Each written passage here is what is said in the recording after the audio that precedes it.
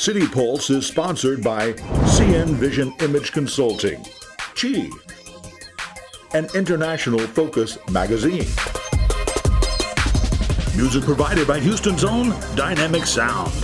HTV supports local businesses.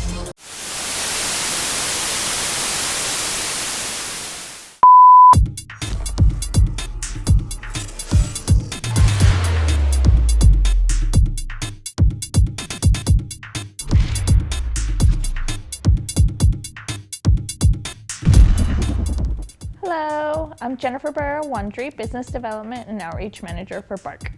And I'm Lynette Bodmer, BARC's Adoptions Coordinator. And we are so excited to be your hosts for this edition of City Pulse, a show for the City of Houston by the City of Houston. Featuring stories about council leaders and their districts, city departments, and city-sponsored attractions around town. On today's episode, Jones Plaza will be undergoing a makeover, a local college gets a new addition, and we'll also show you a BARC animal who's looking for a forever home. But first, as you can see, we've changed things up a bit on City Pulse, and we're here to give you information about all things BARC. And when you think of BARC, the first thing that comes to mind are pets and adoptions. But what you don't think about is the maintenance and the cost involved in order to keep them healthy. Now that you have some tips on being a better pet owner, it's time to move from pets to the plaza. Houstonians gathered at Jones Plaza, where the centerpiece of the city's historical theater district would be getting a name change and a new look, thanks to a very generous donation by philanthropist Lynn Wyatt. Lynn is a leader beyond compare of Houston's art world, and I'm enormously proud and grateful to let you know that from now on, this place where we stand today will be known as the Lynn Wyatt Square for the performing arts.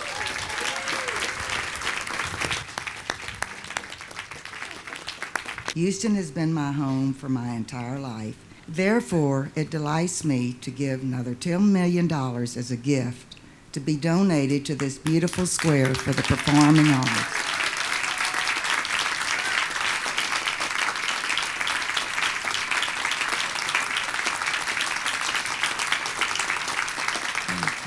Thank you. One that will be enjoyed by all people long after I'm gone. As you can see from the beautiful visuals on the screen behind me, we are on the way to making this a truly iconic and vibrant theatre district front door. A new outdoor stage, a lawn where we can do impromptu performances. It will offer a restaurant where you'll be able to have a bite to eat or something good to drink, from lunchtime till the end of the shows. When we come back, area students become first responders thanks to the Office of Emergency Management. Stay with us. More City Pulse after this.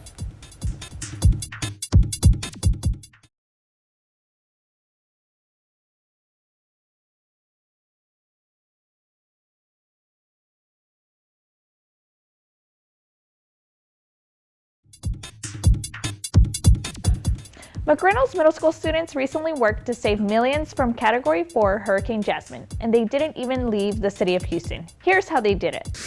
We will also call the fire and police department to clear and block the area. Dozens of students called weather rangers from McReynolds Middle School simulated real situations like hurricanes. They had 15 minutes to pretend to be first responders at work, with each other's division to come up with a solution to get the city clear and running again. They're going to take on the roles and responsibilities that we manage day to day throughout the city. The emergency managers, the police department, public health, fire department, EMS. I think this is very exciting for these boys and girls. The fictitious Category 4 hurricane, better known as Jasmine, wreaked havoc on local highways, leaking gas, causing fires on hundreds of vehicles that were stranded. Lucien Prabi III has worked for the National Weather Center in Florida and recently opened his own company called Storm Zone. The company helps educate kids during emergencies. A big opportunity for us to kind of branch out, and Houston's the first one. responders. These students are weather rangers learning many things today. First of all, it's all about STEM education, the various career fields that are involved in what you see, putting together a team and responding to a hurricane.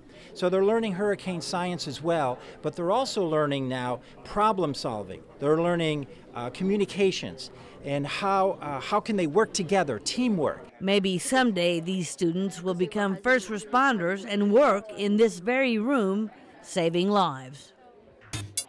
If your home suffered damage because of Tropical Storm Imelda and you are in need of a hammer, shovel, or power drill, then you may want to head to the bank, the Houston Tool Bank, a wonderful resource for nonprofits. The Houston Community Tool Bank is here to support all of the volunteers in Houston doing whatever they're doing to better our community. We've got 20,000 tools, 250 types of tools, and we lend those out to anyone who's doing good.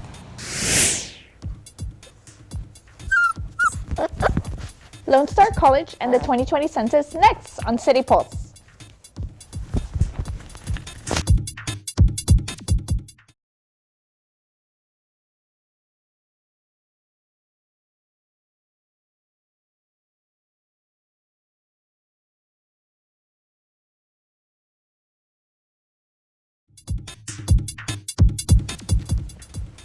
Welcome back.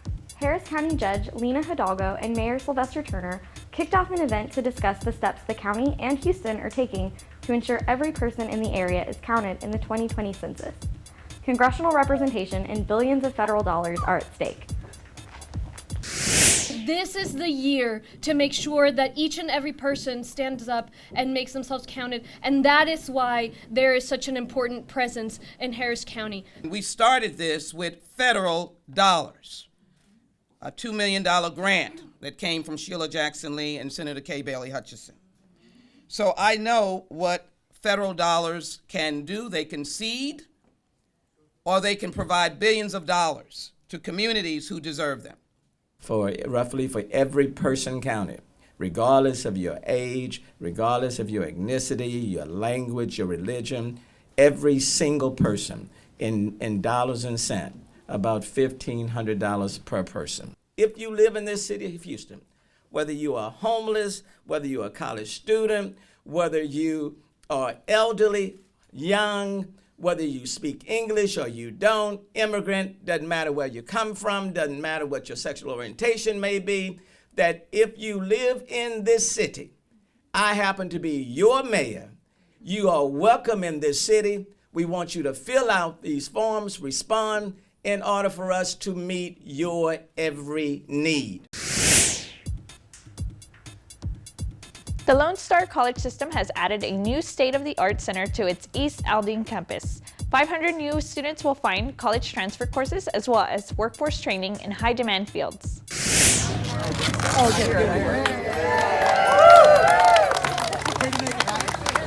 Today we had the building dedication for the Lone Star College East Aldine Center, and this building is a representation of the partnership of the community, the city, the county, people who want opportunities and access, and we're so very excited. This is the makerspace, so it's part of the library at Lone Star North Terrace.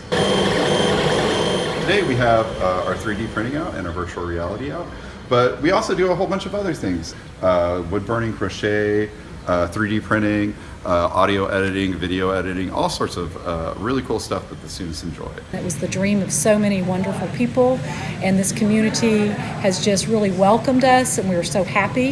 And I'm proud to say that almost half of the students that are currently enrolled are enrolled in our math and biology department classes, and we're pretty proud of that fact. To see this facility here and the ribbon being cut, it says to all of our children in all of our communities, you are important.